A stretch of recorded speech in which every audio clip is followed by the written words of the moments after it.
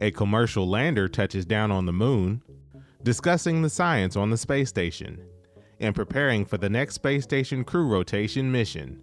A few of the stories to tell you about this week at NASA. On February 22nd, Intuitive Machines' Odysseus lunar lander touched down near the south pole of the moon, marking the first lunar landing as part of NASA's CLIPS initiative and Artemis campaign.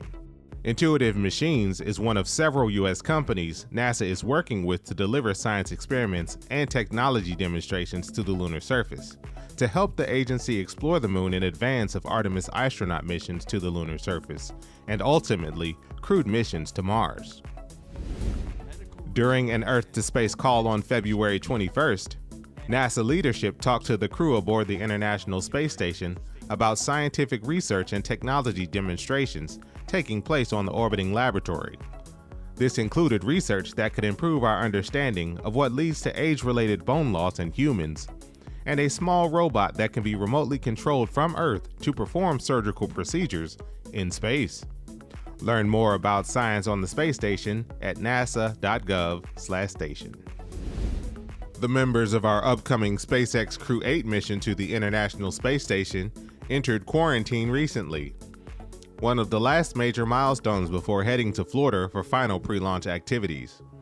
The crew, including NASA astronauts Matthew Dominic, Michael Barrett, and Jeanette Epps, will perform research, technology demonstrations, and maintenance during their stay aboard the space station. Launch is currently targeted for no earlier than March 1st from our Kennedy Space Center. All the major structures that will form the core stage of the Space Launch System, or SLS rocket for our Artemis 3 mission, are structurally complete. Technicians at our Michoud assembly facility recently finished welding the 51-foot liquid oxygen tank structure.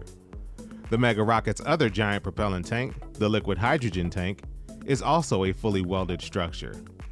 Both tanks will be a part of the rocket used for the first of the Artemis missions, planning to land astronauts on the moon's surface near the lunar South Pole. That's what's up this week at NASA. For more about what else we're up to, check out nasa.gov.